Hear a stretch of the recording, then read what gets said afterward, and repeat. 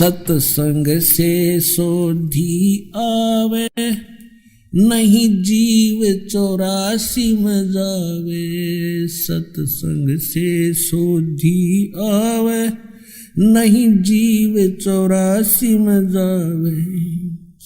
अब मेटो द्वेष और राग, हो राग या उम्र बतेरी जाली। अब मेटो द्वेष और राग, हो राग या उम्र बतेरी जाली। अब जैसे एक बार ये दास जब ये दीक्षा ली थी, ये ज्ञान समझ में आया था, सर्विस भी करता था। तो जब ये ज्ञान समझ में आता तो अपने साथी कुलीग को, सभी को जो भी संपर्क में होते हैं, ज्ञान सुनाना हमारी मजबूरी बन जाती है और ज़रूरी बन जाता है। ऐसे ही ऑफिस के अंदर दास ने जिक्र किया तो एक हमारा जो साथी था वो कहने लगा, भाई आपने संत तो देखे नहीं है। मैं भी कैसे कि एक बार मैं चला गया हरिद्वार और आगे पहुंच गया ऋषिकेश। ऋषिकेश की झाड़ियों के अंदर मैं घूमता घूमता गया। आगे क्या देखा कि 10-20 व्यक्ति बैठे एक वृक्ष के नीचे और जंगल की तरफ टकटकी लगाए बैठे।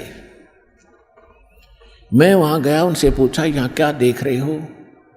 उन्होंने बताया कि यहाँ एक महात्मा रहता है, बड़े सद्पुरुष हैं और केवल एक केले के पत्तों को लंगोट के स्थान पर बांधते हैं पर्दे पर, और ना नगर में आते ना बस्ती में, इस जंगल में घूमते रहते हैं, गुफाओं में रहते हैं। और उसके दर्शन यदि हो गए तो बेड़ा पार हो जाएगा। एक उन्हीं में से कह रहा था, एक दिन मैं यहां सुबह सुबह वक्त से आ गया और मैं ऐसे ही देख रहा था, उस महात्मा ने मुझे देख लिया, वो मेरी तरफ ही आ रहा था। मैं उसको नहीं देख सका, वो मुझे देखकर वापस भाग लिया। मैंने उसकी पीठ देखी थी, जब चेहरा देख लेता था, दर्शन हो जाते थे, बेड़ा पार हो जाता। अब मुझे तो मालूम था कि उनको आगे बात बढ़ाना मैंने उचित भी नहीं समझा। मैं भाई ठीक है, अब इतने रंग में रंगे हमने कक्का पता नहीं। अब इसके विषय में सुख संवेद में क्या बताया है कि डंब करे डूंगर चढ़े। एक समय दास अपनी ड्यूटी पर जा रहा था मोटरसाइकिल पे, और उस समय क्या देखा कि एक ऊंचा सा स्थान था गांव से बाहर, ऊंचा टीला, ऊंची स्थान थली सी थी, उस पर 10-20 वृक्ष थे और नीचे एक तालाब था। वहाँ एक संत बैठा, साधु धूना लगा के, और कई भक्त उसके चारों तरफ गांव के लोग बैठे। कोई जा रहा था तो हमने पूछा, भाई ये कौन है? कि बड़े पहुंचे महापुरुष बाबा तपस्या कर रहा है, और दूर तक दिखे साफ हो बैठा। वहाँ भी ठीक है, तब तक हमने नाम लिया नहीं था। अब नाम लेने के बाद परमात्मा के ज्ञान के प्रकाश में दिखाई दिया, वो तो डले डोए था, पशु था। क्या बताते हैं कि डंब करें, पाखंड करें। डंब माने पाखंड, डंब करें डूंगर चढ़े। डूंगर माने ऊंचे स्थान पर बैठेंगे, न सब न दिखूं, तपस्या कर रहा हूं। डंब करें डूंगर चढ़े, अंतर झीनी झूल, और जग जाने यो भक्ति करे, यो बोवे सूल बबूल। जो साधना ये संत ऋषि महात्मा, हम जिनको महात्मा माना करते, जो ये साधना भक्ति कर रहे हैं, कोई है प्रमाण किसी सदग्रंथ में या किसी महापुरुष ने किया जिसने भगवान मिले, जिसमें आदरणीय गरीबदास साहिब जी, आदरणीय नानक साहिब जी, आदरणीय दादू साहिब जी, आदरणीय गीसा साहिब जी, आदरणीय मुलुकदास साहिब जी, आदरणीय धर्मदास साहिब जी, ये पहुंचे संत थे, परमात्मा पाया था इन्होंने किए कभी ऐसे साधनाएं। और ब्रह्मा विष्णु महेश तीनों गृहस्थी, और इनको पाने के लिए जंगल में लंगोट बांध के बैठे ब्रह्मचारी बन के। हद होगी हमारी बुद्धि का, पत्थर पड़ गए थे, कभी ज्ञान नाम की चीज नहीं थे हमारे पास। अब क्या बताते हैं कि डंब करें डूंगर चढ़े, अंतर झीनी झूल, और जग जाने यो भक्ति करे। यो बो वसूल बबूल। अब ये तो ड्रामा करते हैं कलयुग के जो कर रहे हैं। सुबह जैसे गर्मियों के दिनों में 40 दिन तक 5 धोने लगा कर बीच में बैठ गया, 40 दिन में होगी अमर काया, वाह भाई वाह। या फिर झरना बैठ गए, कहते ये तो है एक ड्रामाबाजी। और पहले ऋषि महर्षि तन मन धन से भक्ति करते थे, हजारों वर्षों तक उनकी लंबी आयु होती थी, तपस्याएं करते थे, उनको कुछ नहीं मिला, क्योंकि ये परमात्मा प्राप्ति का साधन ही नहीं है। इससे क्या होता, तप से राज मिलता है, तप से राज मदमानम, और जन्म तीसरे शुक्र सवानम। जैसे सदग्रंथों में भी लिखा है, तपेश्वरी सो राजेश्वरी, राजेश्वरी सो नरकेश्वरी। तपेश्वरी,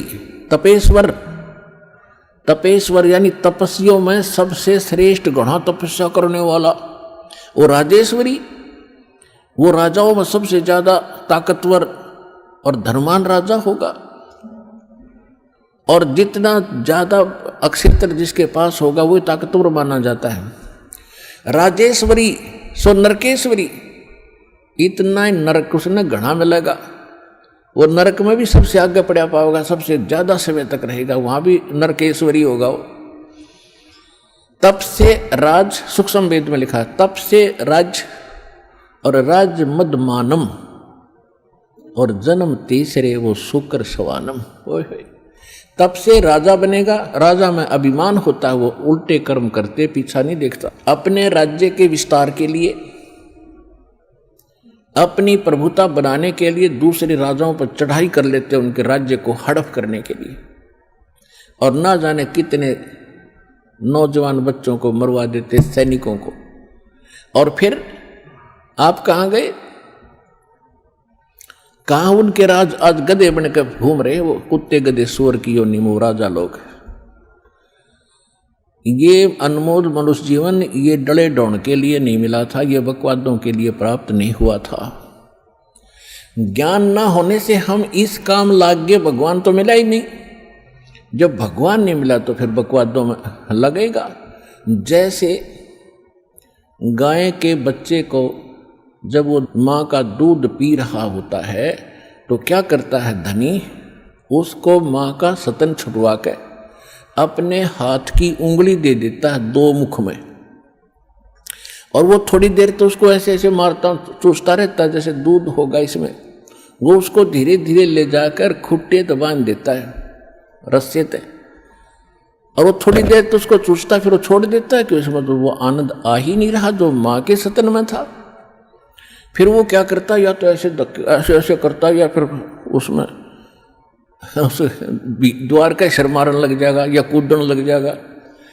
यानी जब उसको आनंद आ रहा था तब तो निश्चिंत वो आनंद ले रहा था, और जब वो छूट गया तो आनंद जिसको उसने उंगलियों को सतन मान कर थोड़ी देर तक चूसा वो छोड़ दिया, क्योंकि उसमें वो आनंद नहीं। फिर लग गया टक्कर मारने द्वारों का।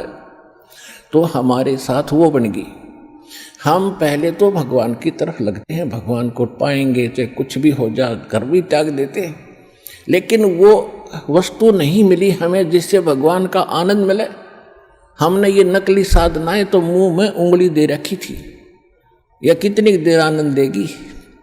अंत में इसको छोड़ के हम फिर बकवादा बढ़ गए, सिद्धियां प्राप्त कर ली, एक दूसरे पर प्रभु पा के, फिर पता नहीं क्या क्या उद्मस्तारण लाग गए, सब कोठी बनाने पर लाग गए। फिर वो भूल गए सारा साधन, क्यों भगवान मिल नहीं रहा, क्योंकि हमने सतन नहीं मिला माँ का, हम उंगलियां घूम लिए फिरे थे।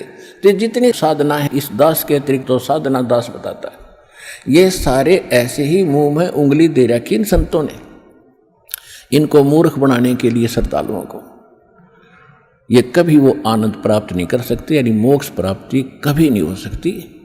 वो यहाँ होगी सतलोक आश्रम बरवाला जिला हिसार में, इस दास से भक्ति विधि प्राप्त करके।